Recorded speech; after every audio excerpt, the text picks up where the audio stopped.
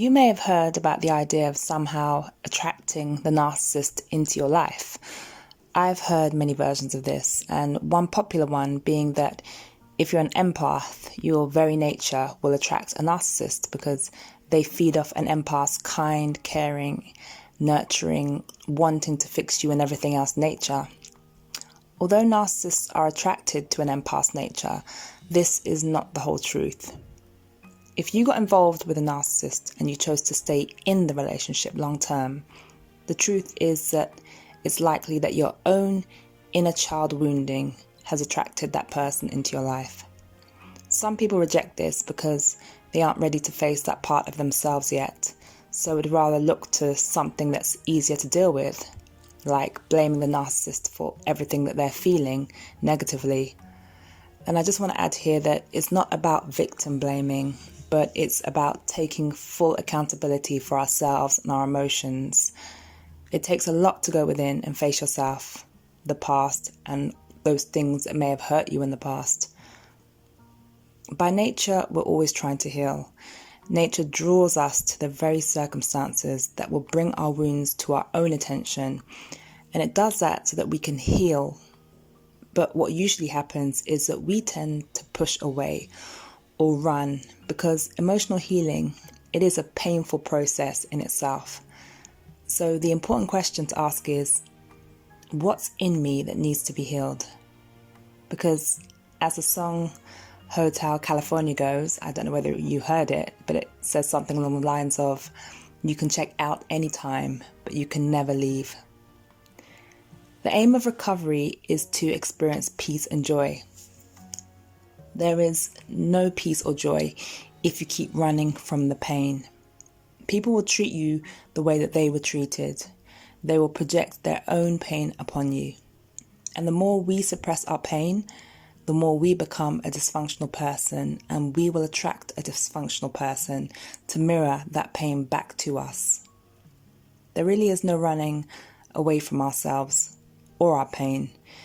It will stick with us like an ever-faithful friend until we turn around and say, it's time I faced and addressed you, and I'm no longer scared.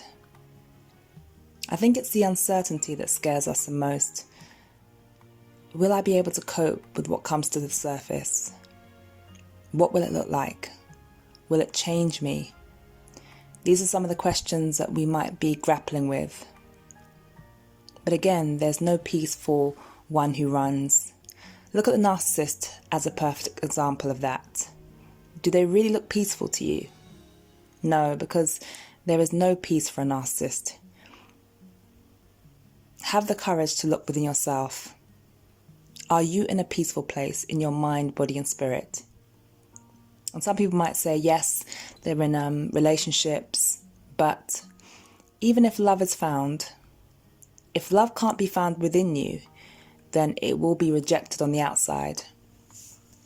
When you're in that place where you cannot believe anyone could really love you, then your worst fear is that you're unworthy, not good enough, and you don't deserve to be loved or cared about. So deep down, your inner child has deep feelings of inadequacy. Contrary to popular belief, narcissists actually do crave love, but their feelings deep down are that of shame, self-loathing, and being unlovable.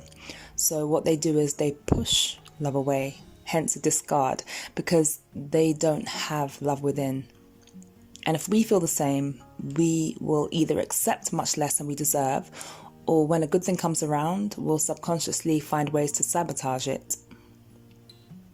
We look for a relationship that's similar to what we grew up with, even if there was a lot of pain, because that was our model of the dynamics of a relationship. There's safety there, there's familiarity. The narcissist does what they do because of their own pain, and it has nothing to do with your worthiness. It's just too painful for them to look in the mirror. You take on their pain and you own it because you choose to own the narcissist projections by feeling feelings of unworthiness based on being discarded. So if you're reeling in pain after narcissistic abuse, realize that although the narcissist may have done the unthinkable, The pain you feel actually resides in you, and it's crying out for acknowledgement, and you have to deal with it in order to feel at peace with yourself and be able to fully recover. So the question to ask yourself is, where is my pain really coming from? And not be scared to take the steps to uproot, face it, and eventually heal it.